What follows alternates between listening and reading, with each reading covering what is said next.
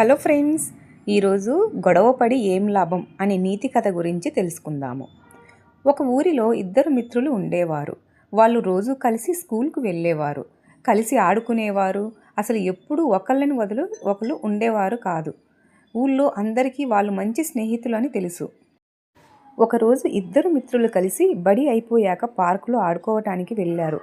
పార్కులో ఎవరు పడేసిన ఒక తాడు కనిపించింది. ఆ తాడుతో స్కిప్పింగ్ చేయొచ్చు అని ఇద్దరు సరదా పడ్డారు. ఇద్దరు ఆ తాడు వైపుకి పరిగెత్తారు. నాది అంటే నాది అని దెబ్బలాడుకున్నారు. హోరా హరి దెబ్బలాడుకుంటూ తలో అంచు పట్టుకుని లాగటం మొదలెట్టారు.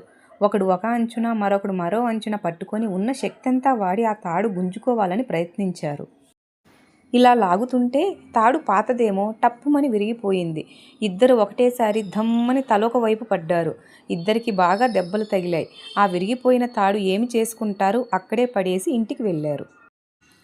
కందిపోయిన మొహాలు, మాసిపోయిన బట్టలు, రేగిన జుట్టు, వంటి మీద గాయాలు వేసుకొని వెళ్ళిన ఇద్దరికి ఇంట్లో బాగా తిట్లు పడ్డాయి.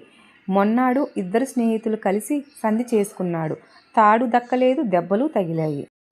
ఇంట్లోనూ చివాట్లు పడ్డాయి అనుకున్నారు.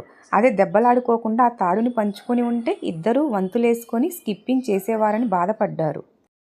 అప్పుడు ఇద్దరూ అనుకున్నారు, అవును, గొడవపడి ఏమి లాభం అని. ఈ కథ మీకు నచ్చినట్లయితే లైక్ చేయండి. Thank you.